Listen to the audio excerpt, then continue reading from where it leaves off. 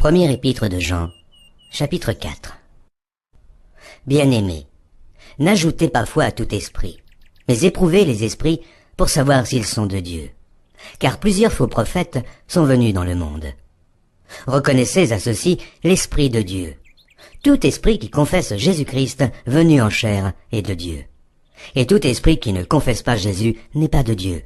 C'est celui de l'Antéchrist dont vous avez appris la venue et qui maintenant est déjà dans le monde.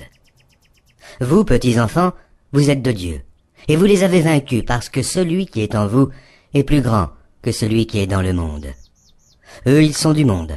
C'est pourquoi ils parlent d'après le monde, et le monde les écoute. Nous sommes de Dieu. Celui qui connaît Dieu nous écoute. Celui qui n'est pas de Dieu ne nous écoute pas. C'est par là que nous connaissons l'esprit de la vérité et l'esprit de l'erreur. Bien-aimés, aimons-nous les uns les autres, car l'amour est de Dieu, et quiconque aime est né de Dieu et connaît Dieu. Celui qui n'aime pas n'a pas connu Dieu, car Dieu est amour.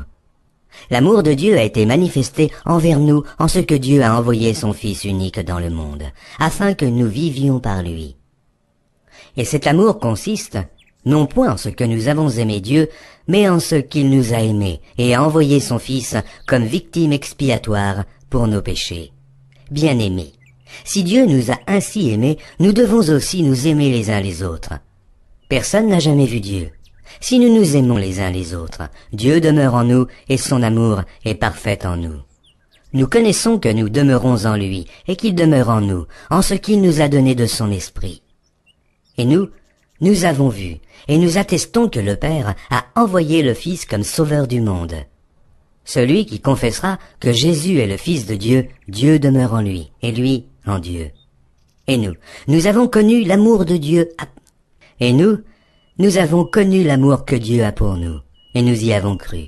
Dieu est amour, et celui qui demeure dans l'amour demeure en Dieu, et Dieu demeure en lui. Tel il est, tel nous sommes aussi dans ce monde. C'est en cela que l'amour est parfait en nous, afin que nous ayons de l'assurance au jour du jugement. La crainte n'est pas dans l'amour.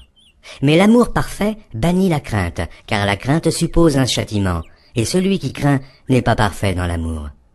Pour nous l'aimons, parce qu'il nous a aimés le premier.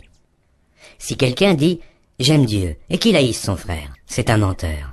Car celui qui n'aime pas son frère qu'il voit, comment peut-il aimer Dieu qu'il ne voit pas? Et nous avons de lui ce commandement, que celui qui aime Dieu aime aussi son frère.